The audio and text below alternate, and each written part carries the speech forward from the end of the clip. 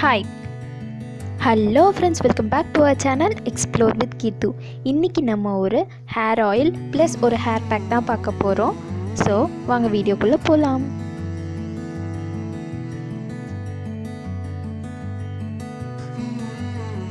First நம்ம hair oil எப்படி செய்யணும் அப்படிங்கிறத பார்த்துடலாம். அதுக்கு வெந்தயம், அப்புறம் கருஞ்சீரகம்,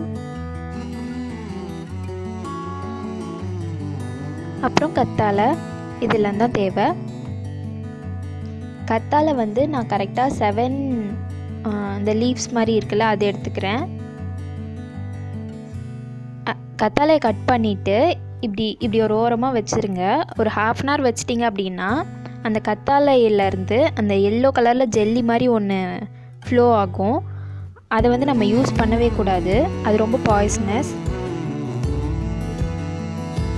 ஸோ 1/2 அன் ஹவருக்கு அப்புறமா இந்த மாதிரி கட் பண்ணி வச்சுக்கிறோம். இந்த கட் பண்ணி கீழே வச்சுருக்கேன்ல, அது எல்லாத்தையும் நம்ம தூக்கி போட்டுடலாம், அது நமக்கு வேணாம். ஸோ ஆலோவேராவை இப்படி தான் கட் பண்ணி க்ளீன் பண்ணணும். 2 சைடில் இருக்க அந்த தோலையும் கட் பண்ணிடணும்.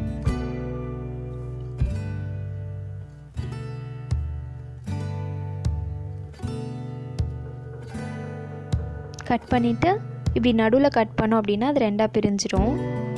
சூப்பராக இருக்கும் இது கட் பண்ணுறதுக்கு. நீங்கள் ட்ரை பண்ணி பார்த்துட்டு எனக்கு கமெண்ட்டில் சொல்லுங்கள்.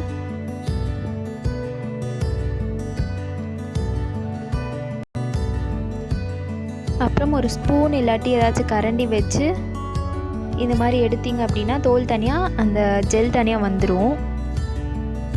கொஞ்சம் மெஸ்ஸியாக இருக்கும், பரவாயில்ல. அவ்வளோதான். எல்லா ஆலோவேராலையும் இருக்க அந்த ஜெல்லை எடுத்து நல்லா வாஷ் பண்ணணும். அதில் இருக்க அந்த மெஸ்ஸியாக இருந்துச்சுல கொலன்னு, அதெல்லாம் போகிற அளவுக்கு நல்லா வாஷ் பண்ணணும். நான் ஒரு 7 to 8 டைம்ஸ் அது வாஷ் பண்ணியிருப்பேன்.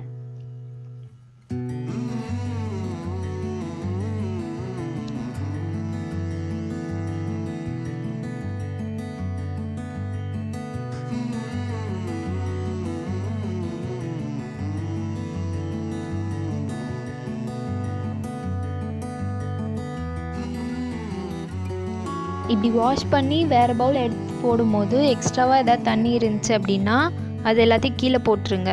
ஏன்னா நம்ம ஹேர் ஆயில் செய்ய போகிறோம். ஸோ இதை எடுத்து ஆயிலில் போடும்போது தண்ணி இருந்துச்சு அப்படின்னா வெடிக்க ஆரம்பிச்சிடும் எண்ணெய்.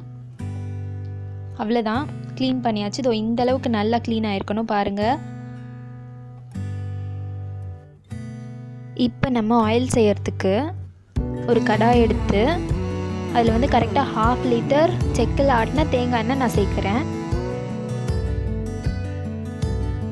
நீங்கள் எந்த கோகோனட் ஆயில் வேணால் சேர்த்துக்கலாம். இப்போது ஆயில் ஹீட் ஆகிட்டுருக்கு. ஸ்டவ்வை சிம்லேயே வச்சுக்கோங்க. ஆயில் கொஞ்சம் ஹீட் ஆன உடனே கரெக்டாக ஒரு கையளவு கருவேப்பிலை போட்டுருங்க. கொஞ்சம் ஹீட்டாக இருக்கிறதுனால தான் லைட்டாக பொரியுது. ரொம்ப ஹீட்டாக இருந்துச்சு அப்படின்னா வெடிக்க ஆரம்பிச்சிடும். ரொம்ப ஹீட்டாக வேணாம். அது லைட்டாக பொரிய ஆரம்பித்தோடனே வெந்தயம் கரெக்டாக 3 ஸ்பூன் போட்டுக்கலாம்.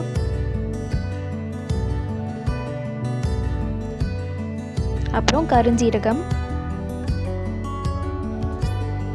1.5 ஸ்பூன் போட்டுக்கலாம்.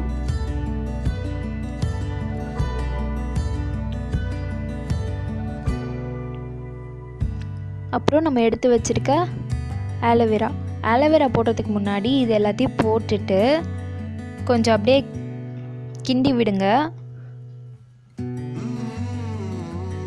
ஒரு 5 மினிட்ஸ்க்கு அப்புறமா ஆலோவேரா ஜெல் போடுங்க.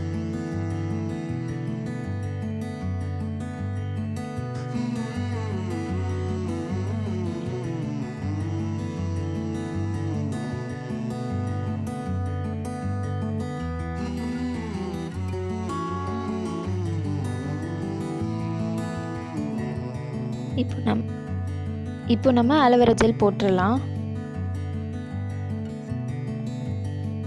ஓகே, நம்ம ஆலோவேரா சேர்த்தாச்சு.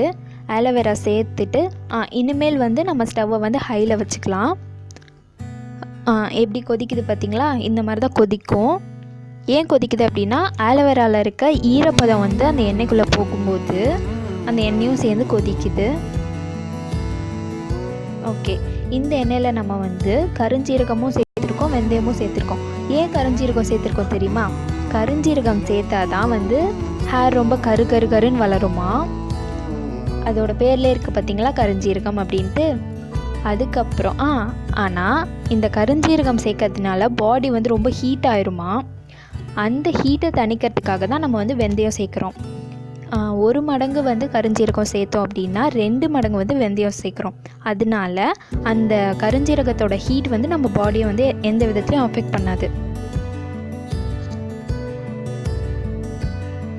அப்புறம் கருவேப்பிலையும் ஆலோவேராவும் சேர்த்துருக்கோம். அதுவும் ஹேரை வந்து ரொம்ப ரீக்ரோத் பண்ணுறதுக்கு ரொம்ப ஹெல்ப்ஃபுல்லாக இருக்கும்.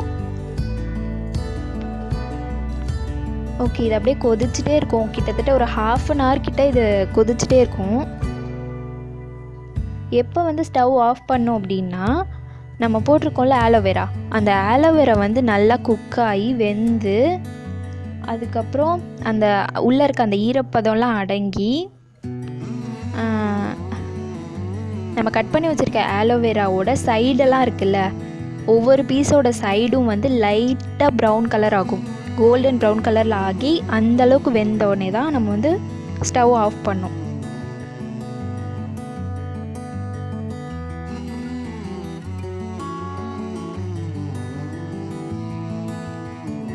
ஓகே, ஸ்டவ் ஆஃப் பண்ணி அந்த எண்ணெயை வந்து மூடி வச்சிடலாம். ஒரு 24 hours மூடியே இருக்கட்டும்.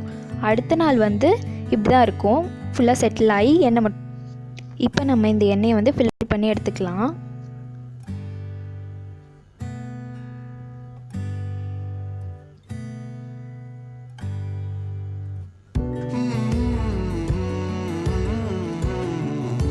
நம்ம கரெக்டாக ஆரம்பிக்கும் போது 1/2 liter ஆஃப் கோகோனட் ஆயில் சேர்த்தோம்.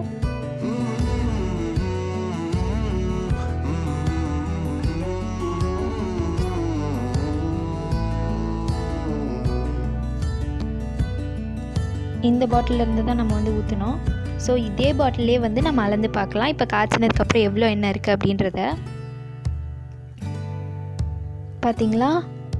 கரெக்டாக 3/4 பாட்டில் அளவு எண்ணெய் வந்து நமக்கு கிடச்சிருக்கு. இதை வந்து நம்ம பாட்டிலில் வச்சு ஸ்டோர் பண்ணிட்டு யூஸ் பண்ணிக்கலாம்.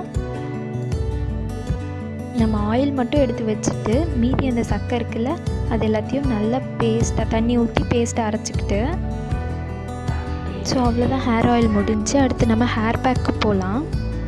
ஹேர் பேக்கு என்ன பண்ணணும்னா, அவ்வளோதான், நம்ம அரைச்சி வச்சுருக்க பேஸ்ட் எடுத்து நம்ம ஹேர் ஃபுல்லாக அப்ளை பண்ணிக்க வேண்டியது தான். அப்ளை பண்ணிவிட்டு கரெக்டாக 30 minutes கழித்து மைல்டான ஷாம்பு போட்டு ஹேர் வாஷ் பண்ணிடுங்க.